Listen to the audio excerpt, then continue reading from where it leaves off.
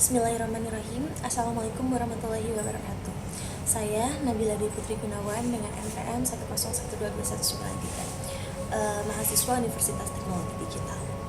Di sini saya sebagai agen distributor akan mengenalkan produk yang saya akan jual, yaitu produk skincare J-Glow, dan mentargetkan produk ini ke negara Malaysia. Nah, kebetulan saya sudah berkomunikasi dan berdiskusi dengan pemilik brand tersebut agar produk ini kita jual secara impor ke luar negeri.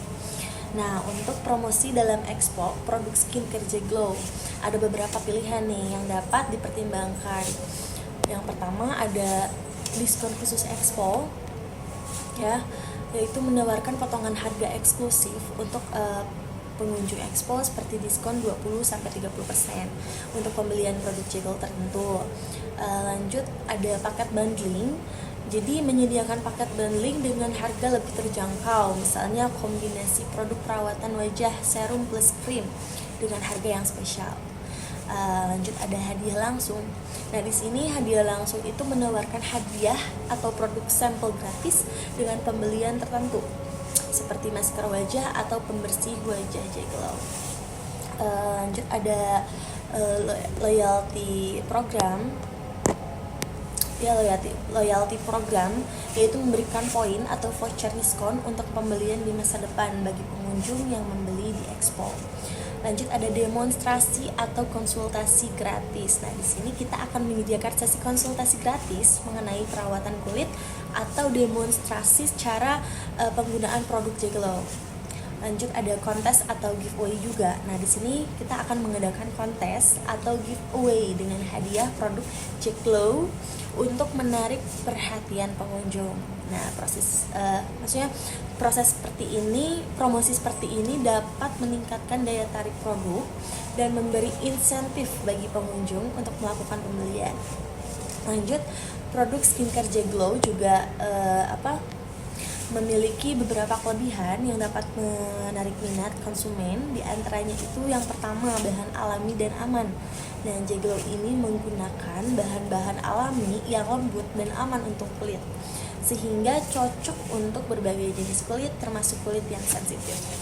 Lanjut ada formulasi teruji klinis. Nah, produk ini telah melalui uji klinis untuk memastikan efektivitasnya dalam merawat kulit, terus memberikan hasil yang nyata tanpa efek samping. Lanjut yang ketiga ada meningkatkan kecerahan kulit. J-Glow juga diformulasikan untuk membantu mencerahkan kulit, mengurangi noda hitam, dan memberikan tampilan yang lebih bercahaya dan sehat. Lanjut ada kandungan anti-aging. Nah, produk ini dilengkapi dengan kandungan anti-aging yang membantu mengurangi tanda-tanda penuaan seperti keriput dan garis halus, serta menjaga elastisitas kulit. Nah, lanjut ada tekstur ringan dan mudah menyerap. Nah, formula produk J-Glow ini memiliki tekstur ringan dan cepat menyerap ke dalam kulit, menjadikannya nyaman digunakan sepanjang hari tanpa rasa lengket. Lanjut juga ada menghindari kulit. Produk ini memberikan kelembaban ekstra untuk kulit, membantu menjaga hidrasi dan kelembutan kulit sepanjang hari.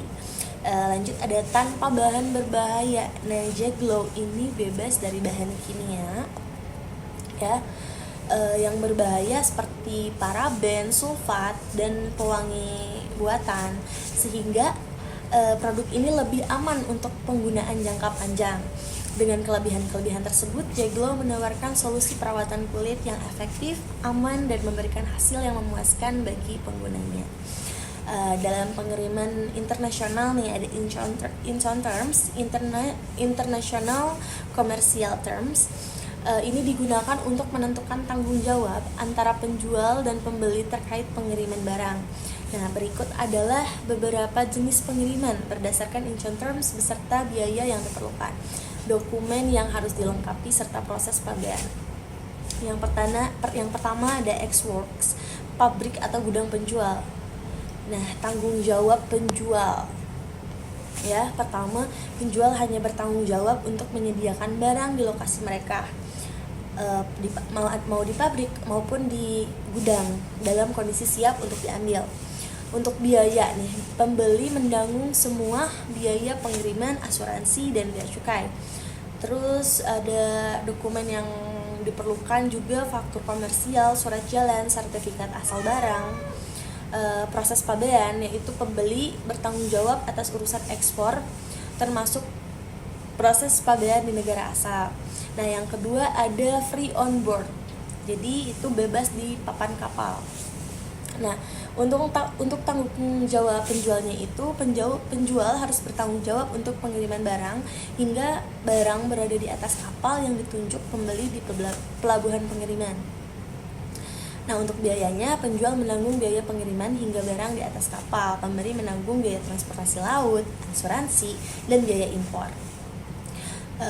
Lanjut nih, di sini ada dokumen juga yang harus diperlukan, yaitu faktur komersial, surat muatan kapal, bill of lading, sertifikat asal barang, dokumen pabean ekspor, terus juga proses pabeannya, yaitu penjual menangani urusan pabean ekspor di negara asal.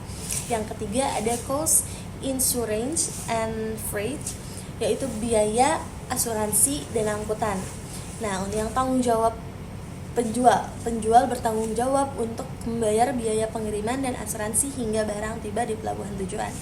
Untuk biayanya, penjual menanggung biaya pengiriman dan asuransi hingga pelabuhan tujuan. Pembeli menanggung biaya impor dan biaya lainnya setelah barang sampai. Nah, terus ada juga dokumen yang diperlukan, yaitu faktur komersial. Lanjut ada surat muatan kapal, yaitu bill of lading, polis asuransi, sertifikat asal barang. Proses pabeannya yaitu penjual bertanggung jawab atas pabean ekspor, sementara pembeli menangani pabean impor di negara tujuan. Yang keempat di sini ada DAP, delivered at place, yang tiba di tempat tujuan. Nah, tanggung jawab penjual bertanggung jawab hingga barang sampai di tempat tujuan yang telah disepakati, termasuk biaya pengiriman dan asuransi. Nah, untuk biayanya, penjual menanggung biaya pengiriman dan asuransi hingga tempat tujuan. Pembeli menanggung biaya impor dan pabean di negara tujuan. Nah, dokumen yang diperlukan ada faktur komersial, surat jalan atau dokumen pengiriman, dokumen pabean impor. Terus proses pabeannya itu penjual menangani urusan pabean ekspor, pembeli menangani pabean impor. Lanjut ada DDP, yaitu delivered duty paid, bebas biaya impor.